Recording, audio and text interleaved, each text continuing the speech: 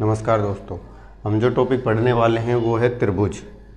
और यहाँ से एग्ज़ाम में सवाल लगभग फिक्स है, आता ही है। तो त्रिभुज के बारे में पहले बेसिक जानकारी देख लेते हैं। त्रिभुज को भुजा के आधार पर 3 भागों में बांटा गया है। सबसे पहला है विषमबाहु त्रिभुज, यानी जिसकी तीनों भुजाएं क्या होती हैं, अलग अलग होती हैं। दूसरा है समबाहु त्रिभुज, यानी जिसकी तीनों भुजाएं क्या होती हैं, समान होती हैं। और तीसरा है समद्विबाहुज, यानी जिसकी 2 भुजा समान होती हैं। कोण के आधार पर 3 भागों में बांटा गया है। न्यून कोण त्रिभुज, अधिक कोण त्रिभुज और समकोण त्रिभुज। न्यून कोण त्रिभुज वो होता है जिसका मान 0 डिग्री से बड़ा और 90 डिग्री से छोटा हो। 0 से बड़ा, 90 से छोटा। जैसे ये जो कोण है ये न्यून कोण त्रिभुज। अधिक कोण त्रिभुज में थीटा का जो मान है 90 से बड़ा और 180 से छोटा होता है। ये वाला हो गया, ठीक है। और समकोण त्रिभुज में थीटा का मान कितना होता है, 90 डिग्री होता है। विषमबाहु त्रिभुज, पहला त्रिभुज हम पढ़ते हैं विषमबाहु त्रिभुज।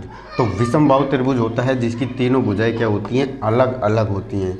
तो अर्ध परिमाप जो होता है ना इसका, उसको परिमाप का आधा अर्ध परिमाप होता है। तो तीनों भुजाओं को जोड़ के उसमें आधा कर देंगे तो ये अर्ध परिमाप कहलाता है एस। और परिमाप तीनों भुजाओं का योग।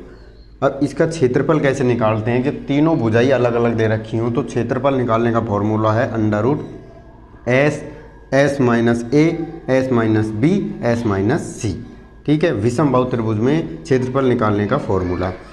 और सुनो, जब 2 समांतर भुजाओं के बीच कोण दे रखा हो, जैसे ये एक भुजा, ये दूसरी भुजा, ये दोनों समांतर भुजाओं के बीच में ये कोण दे रखा हो थीटा, तो क्षेत्रफल कैसे निकालेंगे? तो क्षेत्रफल निकालेंगे 1/2 AB sine theta, 1/2 AB sine theta, ठीक है।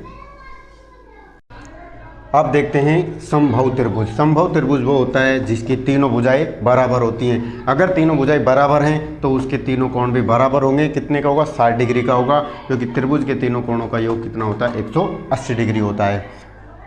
परिमाप हो जाएगा 3 गुणा भुजा 3a। और समबाहु त्रिभुज का क्षेत्रफल √3/4 भुजा स्क्वायर, √3/4 भुजा स्क्वायर। ऊंचाई हो जाएगी √3/2 भुजा। अंतःवृत्त की त्रिज्या RA/2√3 और परिवृत्त की A/√3। ये त्रिभुज की ऊंचाई है।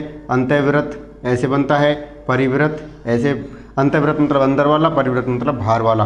अंतःवृत्त और परिवृत्त का जो अनुपात होता है 1:2 होता है, ठीक है। समद्विबाहु त्रिभुज, तीसरा नंबर का हम पढ़ते हैं समद्विबाहु त्रिभुज। समद्विबाहु त्रिभुज में 2 भुजाएं जो होती हैं वो बराबर होती हैं, तीसरी भुजा अलग होती है।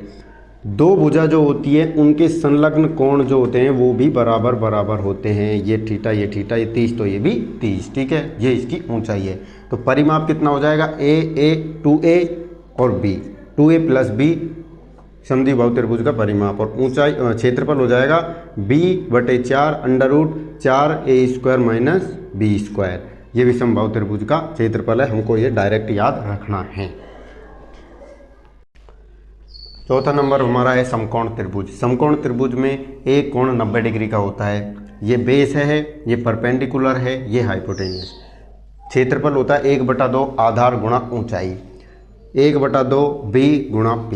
अंतःवृत्त की त्रिज्या B + P - H, यानी आधार और कर्ण, आधार और लंब जुड़ जाएगा और कर्ण घट जाएगा और आधा हो जाएगा। और परिवृत्त की जो त्रिज्या होती है, कर्ण यानी हाइपोटेन्यूस की क्या हो जाती है? आधी हो जाती है, ठीक है। तो ये समकोण त्रिभुज था। जल्दी से सब्सक्राइब कर लो भाई, सब्सक्राइब।